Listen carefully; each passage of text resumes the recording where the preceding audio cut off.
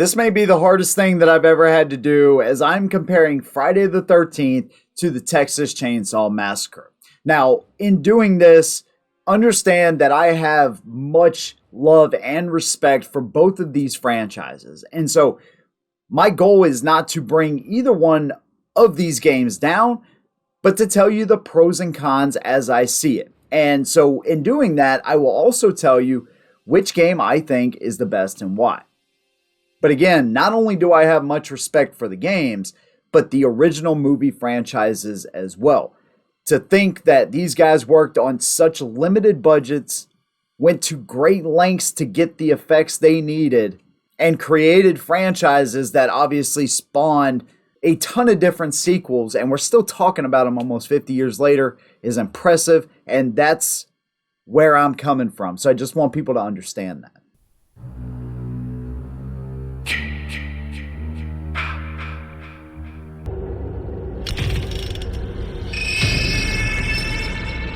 So I want to talk about counselors versus the victims. So when you spawn in as the counselors, you're going to have a timer automatically start back from 20 minutes.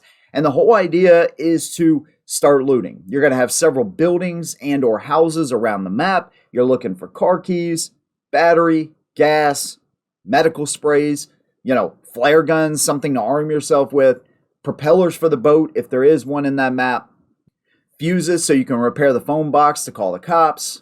And overall, just keep away from Jason, right? Because he's a supernatural being that you don't generally want to come in contact with. Now, of course, there's exploits in the game, but, we may talk about that a little bit. Actually, we will talk about that for sure. But the whole idea, you're pretty much on one level unless you go to one of the two-story houses in Higgins Haven or the Jarvis house. Pretty much played on one level. Texas Chainsaw, you start out in the basement. You're tied up, you get yourself down. Now the whole idea in this game is to get to a lockbox, get a pick the basement doors so you can get up and out. So it's almost played on a two-level system, if you will. Sometimes you got to go back down to the basement, either against your will or voluntarily, but it doesn't have to be played like that. But essentially you have two levels there. The interesting dynamic between the two, when I went back and spent some more time with Friday the 13th, is, if you repair the car, you still have to drive the car out of the camp. If you repair the boat, you still have to do that, okay? Jason has a variety of tools to help him stop you, right? If you call the cops, there's a 5-minute timer. So there is always another obstacle. Even once you've done all these steps, you still got to go through one more to be able to escape. Let's say you're filling up the car with gas. Well, it's kind of like a little mini game that you have to play to do those things. If you mess up in that mini game, Jason gets a notification. Okay, obviously Jason can set traps and things like that too, okay? He has quick shift. He can, transport from different areas on the map. So there's penalties and extra steps you have to take to be able to escape. In Texas Chainsaw, it's a little bit different. If you get to the generator exit, right, you've picked all these doors to get there, you press one button, you kick it off, your exit's right there. And a lot of times that exit has to be picked as well. But in coordination, once you get through that gate in Texas Chainsaw, you're free and clear. So this really brought up an interesting dynamic, and I think it will really help the game. Not only do I think the distances between the generator and the battery exits need to be increased, similar to like the family house. It's a good amount of distance from the end of the road where you escape to the generator itself, but also having that little mini game tied in and knowing that if you mess up, the killers will be notified. I think that would add an interesting dynamic that's in Friday the 13th that is not in Texas Chainsaw. And so for that reason, it feels like Friday the 13th plays out a little bit longer.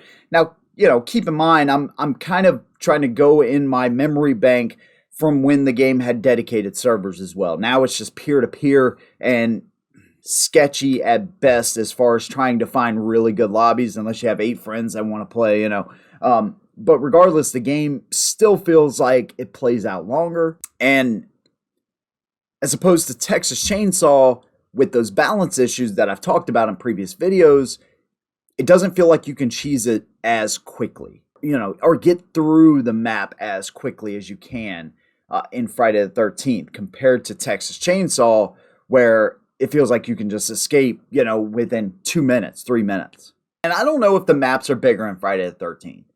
They feel bigger though, right? They feel less compact, where Texas Chainsaw obstacles play more of a role in you escaping than the map itself. In Friday the 13th, it's more distance versus stamina. Now, we'll talk about stamina for sure, when we get later on. But, it's more of covering distance in Friday the 13th, preserving stamina when you can, as opposed to moving around obstacles in Texas Chainsaw. Another thing that I want to talk about when playing as the counselors or the victims or the killers or whatever, the fluidity of the game is very different, right? Friday the 13th, again, this is a 6-year-old game, mind you, but it feels very jagged. Your movements feel jagged, whereas Texas Chainsaw is really smooth, right? You can tell the motion captioning is a lot better in Texas Chainsaw. The one thing Friday the 13th has is music, fear factor, atmosphere.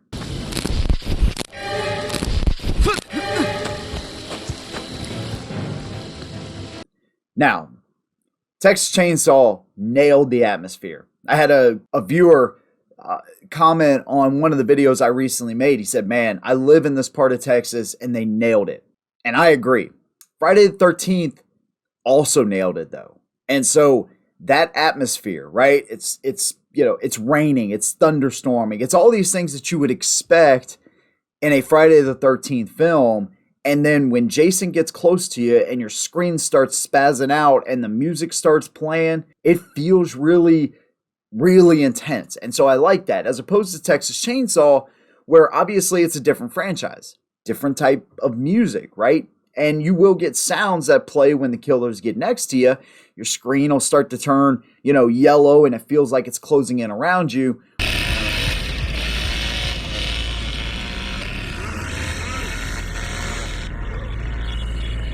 Whereas in Friday the 13th, it starts to, the more frightful you are, your screen starts to blacken a little bit.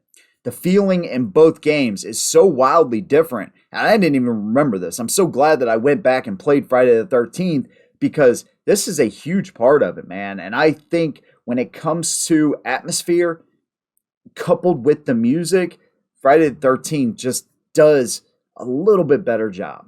But I guess we could really, credit the original screenwriter, Victor Miller, Friday the 13th, the original composer, because that music is really hard for Texas Chainsaw to compete with because it's so iconic. You can kill Jason, right? Get a female character, grab his mom's sweater from Jason's shack, get Tommy Jarvis in the game, go through these steps to kill Jason. You can call the cops, wait out the timer, start being chased by Jason, and have this really intense feeling. You could repair the boat, think you're scot-free. Jason comes up with his water ability and stops the boat, or stops the car if you're trying to escape in the car. It just seems like more scenarios can play out in Friday the 13th. But we got a lot still to talk about. And the next thing that I do want to talk about is playing as the killers. Both games are satisfying, right? In Texas Chainsaw, you have more killers to choose from. Obviously, Leatherface is the star of the show. Hitchhiker, Cook, Johnny, Sissy, more to be added. In Friday the 13th, you have Jason. But you have several different Jasons that you can choose from, starting from part 2 to part 9. Even if you pre-ordered the game or supported the game on Kickstarter back in the day, you could even play as Tom Savini's Jason, which is, I got to be honest with you, I'm still jealous that I don't have that skin. And each Jason has their own ability, similar to the killers in Texas Chainsaw. The difference is the leveling up and skill system that you can use, whether that be through your skill points, leveling up your main attribute or ability as the killer that you're playing. You can fine tune and adjust all of those things to make a super OP killer. In Friday the 13th, it's a little more neuter. Every Jason has their own ability, pros and cons, where part 2 Jason will spawn in with 6 traps and every other Jason might spawn in with 3. Some of the Jasons can run. Some of the Jasons can't. Some of the Jasons are really good in water, but it's all predetermined. The only thing you can really change for your Jasons is the skin, of course, and the type of kills that you get. Now, you get a lot of different type of kills, very iconic skins for Jason himself, but there's no way to really fine-tune that to your playstyle. Texas Chainsaw has taken what they've learned from this and really applied it not only to the counselors or the victims, but to the killers themselves. And so this obviously works for the same way for counselors. You can really fine-tune their attributes to fit your playstyle, and so it's a much better system in Texas Chainsaw. And of course, every killer in Texas has their own weaknesses as well. Okay, that we all clearly know, right? Some of them have the ability to set traps like Hitchhiker, or the sensibility, from Cook, which is really powerful, to Leatherface being able to one-shot you almost, so there are pros and cons to every killer in that game too. And I really think it comes down to the feeling as playing as the main characters. If I take Leatherface, Hitchhiker, Cook, does it feel more powerful or less powerful than playing as Jason? And I think the answer is less powerful. Jason feels like a force to be reckoned with. If you get a situation where you have a bunch of counselors, they're stunning you, they're dropping firecrackers, it seems impossible to get out of the situation, but they make one single mistake, they're done. And I showed that. I even played in a match here recently, and I used to do this all the time back in the day, where I'd kill like 6 or 7 out of 8. Sometimes 8 out of 8, that was a little more rare, but 6 or 7 out of 8, done. And it looked like they had the clear advantage. Whereas in Texas Chainsaw, this is some of the balancing issues that I'm talking about. Those killers should be feared, right? Now, I'm not saying there's not exploits in both games that, can't be used. There obviously is. But I just feel like with the grab feature that Jason Voorhees has, it makes him feel more powerful. His ability to shift and transport really quickly throughout the map makes him really powerful. In fact, he has traps. He gets notified when they're playing their mini games, trying to fill up gas or do the battery. If they mess up, you get notified. So to me, in Friday the 13th, it feels more satisfying playing as Jason, and it feels like he is more powerful in the game. And of course, this is all keeping both franchises in context. Jason is a superhuman entity that really can't be stopped. The only person he's ever been stopped by is Tommy Jarvis. Where Texas Chainsaw, they're cannibals. They're real people. They're just sick and demented. Okay, they're not superhuman in a way like a Michael Myers or a Jason Voorhees is. So I think that's important to distinguish that, but it does translate in the feeling of the game. Here's one area both games excel: the locations. In Texas Chainsaw, you got Slaughterhouse, the family house, the gas station. And I have gone through extensively how much detail they went through in order to bring an authentic experience in Texas Chainsaw. Friday the 13th maybe doesn't have as many references, but it still has a lot, right? From the archery range to the iconic Jarvis house, Higgins Haven, Camp Crystal Lake. When you're walking around this map, you're like, oh man, I seen that in the movie. Right? They'll show these little screenshots too of similar situations that happened in the movie. And so that, to me, both games do just a fantastic job of nailing not only the atmosphere, but the locations that they are set in. I'd really probably call this one a draw, because they both are incredibly well researched and detailed from their movie counterparts. So when it comes to variety of the ways that you can escape and the type of kills that you can afflict, Friday the 13th has more right now. You of course have emotes if you want to utilize those. But make no mistake about it, especially the state the game is in now, Friday the 13th, it is, like I said, sketchy at best. And so, it's really disheartening, especially knowing now the lawsuit is over. And so, what my hope was is that, hey, the lawsuit's over. Maybe Gunn can get the licensing rights back to this. Understanding that, from my understanding, Victor Miller owns the original movie. Sean Cunningham owns everything from grown Jason and beyond. And maybe talking to the two parties to get them to work this thing out. I don't know. I don't see that happening. It's going to be delisted. Friday the 13th will be delisted at the end of this year, 2023. And then the servers will run until December 31st, 2024. After that, the game's done. And so for such an awesome experience in a game that's 6 years old and still to this day can provide hours and hours of fun is a testament to what the developers did to bring this thing to life. And who knows, man, maybe down the line, the air clears for sure and they're able to get those rights back and they may make a new game that's much better than what we had here. Now, I do want to talk about some of the issues in both games. Friday the 13th, you have peer-to-peer matchmaking. It can be a nightmare. The killers in both games can be stun locked, which is really annoying. Friday the 13th, some of the counselors seem like they have too much stamina. So you have 3 slots compared to 2 in Texas Chainsaw. So, if you get a counselor with a lot of stamina, they pick up a couple of pocket knives, they can run from house to house and kind of cheese Jason in that way.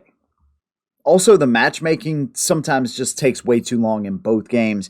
You got to wait for everybody to ready up. I think they should go to a system where, hey, once you have 4 out of 7 players or 8 players that are readied up, the timer starts, right? If you want to do all your changes and all that kind of stuff, try to do that before the match. That would just speed up the process a little bit. And one of the biggest issues I have with Texas Chainsaw, and I've talked about this, are balancing issues. And playing Friday the 13th really cemented my feeling in that, especially on the killer side. Now, we are talking about 2 different types of killers, like I mentioned before. But at Friday the 13th, it really feels as if Jason has the upper hand even against 7 other players. Whereas in Texas Chainsaw, it feels like the victims have the upper hand. That's where I'd like to see those roles really reversed, where it almost makes you afraid to even come in contact with the killers in Texas Chainsaw. When it comes down to it, Friday the 13th, in my opinion, as far as atmosphere, variety, maps, they edge it out. But this is a 6-year-old game versus one that's been out for less than a month at this point of doing this video. And so I trust Gunn. I trusted IllFonic. I trust Sumo that they will come through with Texas Chainsaw.